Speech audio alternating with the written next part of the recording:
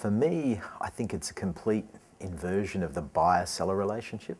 So for the longest time, I think a lot of the control resided with the seller, and today, that's completely the opposite. The buyer has, ultimate control. They have ultimate access to information, to pricing, to feedback.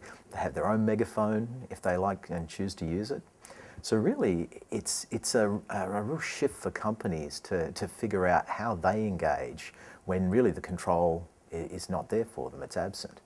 And so when I think about customer experience, really what it means to me is how do we figure out how to engage with a client as an individual in the way they want it, when they want it. And that is one of the issues. The other issue is how do we transform our organisation so that we're able to do that? And that's by far, I think, maybe even the harder challenge for us, because as you begin that transformation journey, what you're really worried about as a CMO is, am I transforming fast enough, and will I get there? Will I be ahead of customer preferences, or will I be behind again, and will I need to start that process all over again?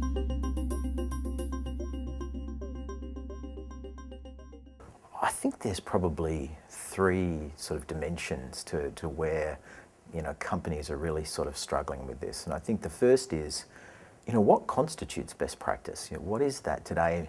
And then how do I figure out how to go beyond that for my company and my organisation and the sort of experience that I'm trying to create for my customers?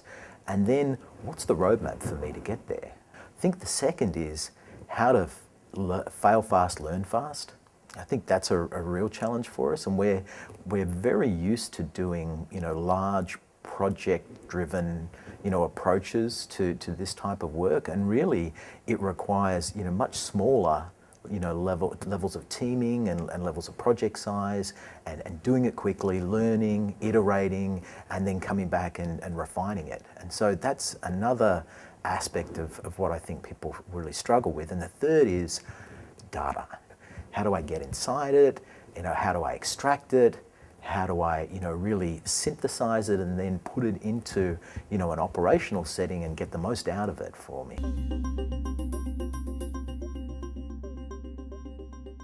IBM did a study earlier this year, and what it told us was that where you do find very good CMO-CIO pairings, they are 76% more likely to be inside businesses that their revenue and their profits are actually growing at a faster rate than their competitors. So we know that when they do come together, it works. But one of the challenges, I think, is the posture of the CIO traditionally and the CMO. When you think about a CIO, really, what they're doing is, they're managing capital expenditure, which is often, scarce resource. They're managing risk on behalf of the business. They're managing security and a lot of those other challenges. So their side of it, the operational side of a CEO, is all about how do I prevent the organisation from failing, or how do I increase productivity? They're not really on the growth side of the equation, which is where the CMO is. And so what I think this offers the CIO and CMO is really to be a partnership in growth, to be partners in growth. And so, I know the CIOs that I've spoken to, that's a very exciting proposition for them, because they can tangibly see what they're doing, relating to the growth of the organisation. And ultimately, that's what organisations are there to do.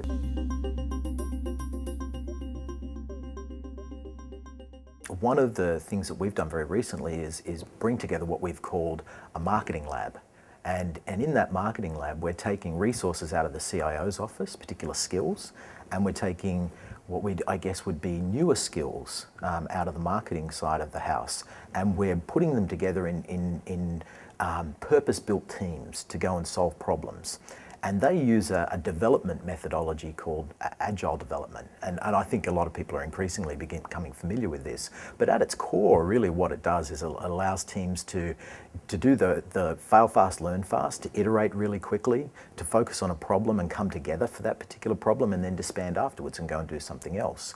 And so we're seeing content specialists come together with people who have coding skills, come together with people who have expertise in user and experience design, come together with designers in general. And so when we bring these teams together and we focus them on a challenge, they spend several weeks doing it. they hopefully they reach the end that we want them to, and ultimately it accelerates our innovation, and hopefully materially moves us forward in sort of improving that whole customer experience journey.